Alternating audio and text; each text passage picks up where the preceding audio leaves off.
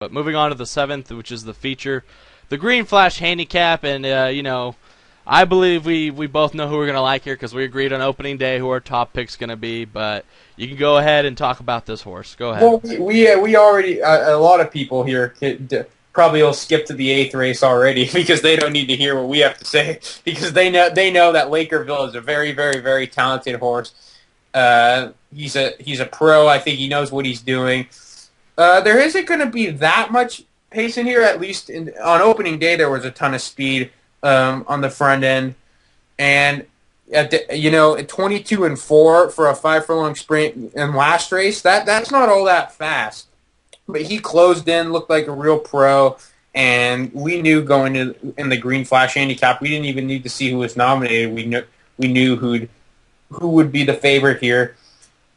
I think it's going to be very difficult to beat him. The only way they are is if they're going to get a first jump on him, someone like Coast who can maybe sit second off the pace or even first, because we know he runs very well on the front end. If he's fast enough to get to the front, he'd be my second choice. But Lakerville, if he runs like he did his first two tries here at Del Mar, I think they're all running for second.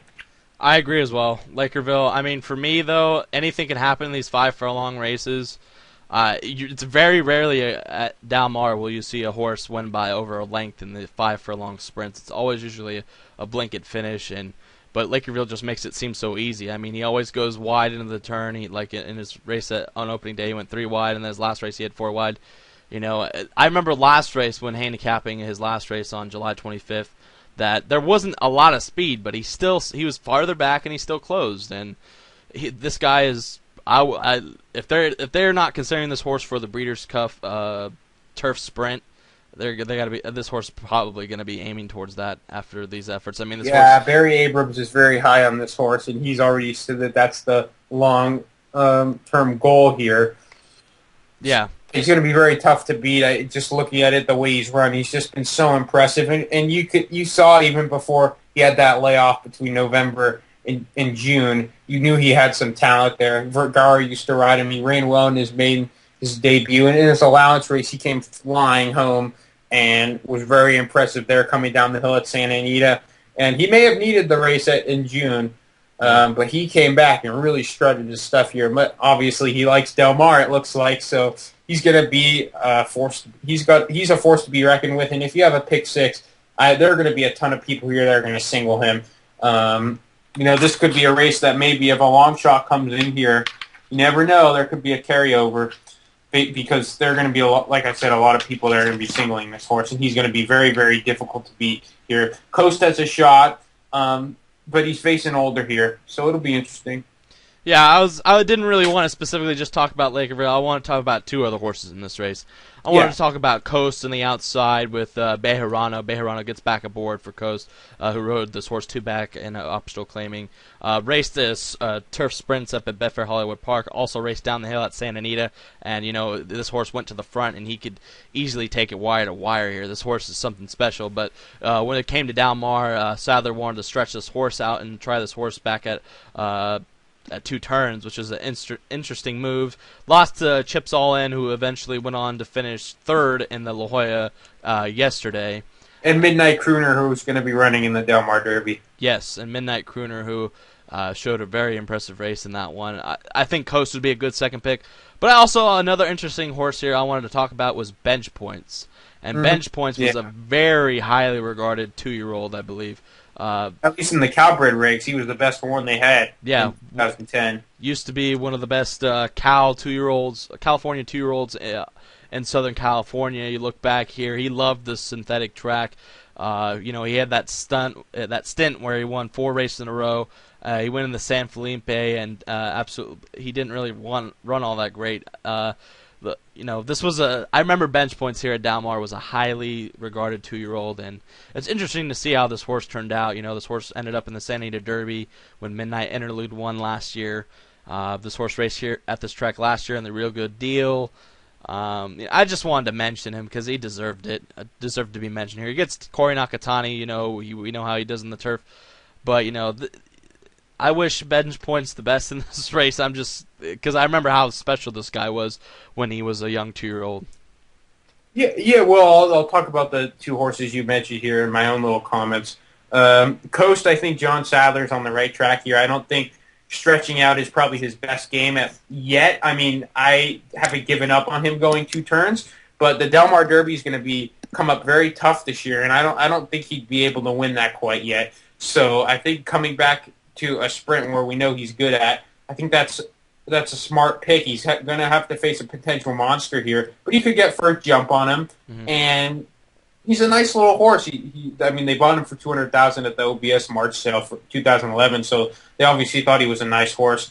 Bejarano's aboard. You can't complain about that, but he's going to have to run a very nice race to beat Lakerville here. And bench points going with him, he was well regarded as a 2-year-old. He won some nice Calbred stakes. Some little physical issues have plagued him, but he's come back and hasn't run well.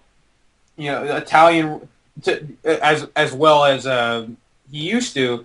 But I mean, he lost to Italian Rules at a 6 furlong sprint, 2 starts back, and he's a nice little 6 furlong horse. And Capital Account, who finished third against the Factor in Amazonby in the Grade 1 Bring Crosby. So he's a nice horse, too. So bench points has a long shot look, and Nakatani on the turf, we talked about him earlier. He's pretty deadly on the turf.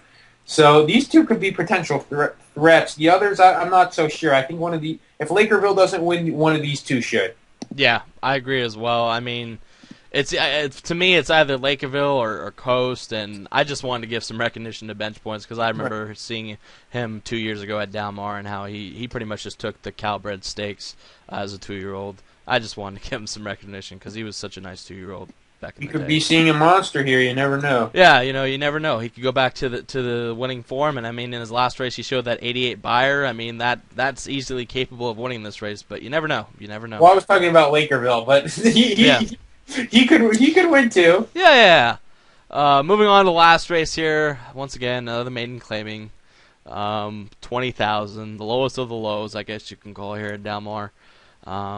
Going a mile in the 16th. Who do you like here? Well, I think this is a very interesting race, especially to end out the pick 6 here.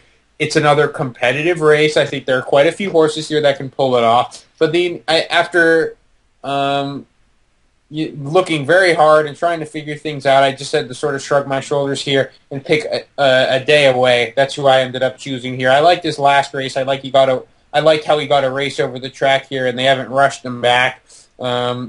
He's worked once after that race, and I think he'll be ready to go. I think Petrosa will have him maybe a little bit more forwardly placed than he was, but although he was running 6th of 11th, he'll be at least mid-pack. I wouldn't be surprised if he was sitting 4th this race, or 3rd or 4th, but I think he can get this first jump on the closers here, and I think he's good enough to win this race.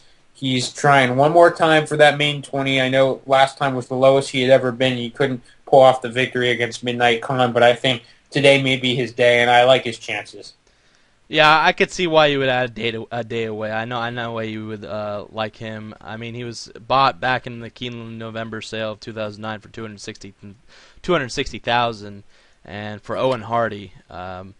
Obviously, he's not what they thought he was going to be, but this field doesn't come up all that strong. The last race didn't come up all that strong either, but I think that he's going to get a good trip here, and hopefully Martin just keeps him out of trouble, and maybe he can pull it off here. But I think he's got a good chance. I think he's one of the many contenders in this race. But I think he's my pick. He's my logical choice. I mean, considering he finished second, only lost half a length off the little layoff, I mean, he might have needed that race. So I would definitely see him moving forward. But my top pick, I'm going to go towards the outside. I'm going to go with the Gomez and O'Neill tandem here that's been winning on Sundays, I guess. One today on a horse in a maiden special weight, and then one last week in the Best Pal. I'm going to take a shot with this horse, give him away. The horse ran here at Del Mar back on August 3rd. At a mile, Bejarano was aboard for both mounts. I mean, the horse shows a bit of consistency from his past 2 races, showing to always be right there at the finish. He drops one more level down to maiden 20,000, which might be what the horse needs in order to win a race. Considering, if you look 2 back, he raced a mile and 16th at this distance, still finished a solid second. I think the slight drop in class here, one more level down, will definitely be this horse's necessity to getting the victory here. Yeah, I think the connections really want to win here, and this is what they're going to do to try to get him that win. Whether he gets claimed or what, I don't know what they feel about that, but yeah, I wouldn't be surprised if this horse went off favored. And like he's been consistent, 305 in the money. He's not running bad. You got Gomez, you got O'Neill. They're top trainer, top jockey. And he's facing the weakest field he ever has, so wouldn't be surprised if this horse won here. Very, very big contender. Look out for him, I would say. I think you're spot on with this horse. I'm just taking a shot with a day away. I think he could beat him, but give him away. Very well could be in the winner's circle. Don't be surprised. Yeah, I mean, like you always say, any one of these horses can win, and especially considering it's a bottom level maiden claiming. I mean, anything can happen, like you always say. Um, if looking at a second pick, I was looking at a day away, but I was gonna take a shot here with James Cassidy and Victor Espinoza on the outside of Give 'Em Away, with Nearly Was Mine. This horse finished a distant second here to God of War on July 28th. Had a race over this track. Showed a buyer of 67. Clearly was the second best, and I think I like seeing a horse that has ran on this course. Considering I just like looking for a horse that has ran on this track, and distance obviously won't be a problem. I'm just gonna take a shot. I like the James Cassidy and Victor Espinoza coming back aboard for this horse, and Victor Espinoza has ridden this horse plenty of times in the past. Rode this horse last year as well. Talking about that last race, God of War was a horse, if I can remember, that was coming out of quite a few maiden special weight runs, and he was the big favorite, and he just dominated over this field. And God of War is not a maiden $20,000 claiming horse, in my opinion. So Nearly Was Mine just got beat by a better horse that day. God of War probably could run for $40,000 and probably win too. So don't let him being beaten by 8 lengths deceive you, because he was running against a horse that was just bet completely just the best horse, so much better than all the other competition, and it showed in the odds there, and he just ended up crushing there. But he's been running some nice races, Nearly Was Mine, so he's another one. He's got a race over the track, so that's a positive. Espinoza hops back on, and he's been running well as of late.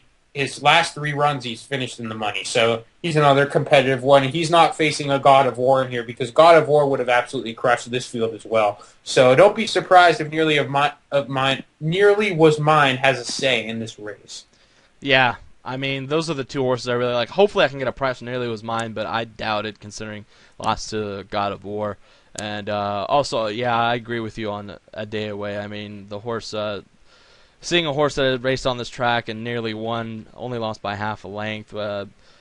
I like Owen Hardy. Owen Hardy, we know he's a good trainer, and Martin Pedrosa deciding to stay aboard on this horse as well.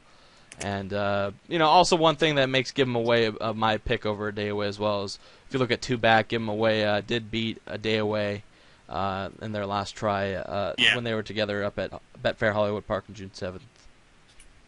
There you go.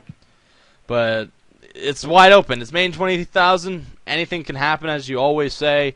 And this pick 6, you never know. Long shots. If Lakerville doesn't win, it could easily be a double carryover again. That happened last year, a big double carryover.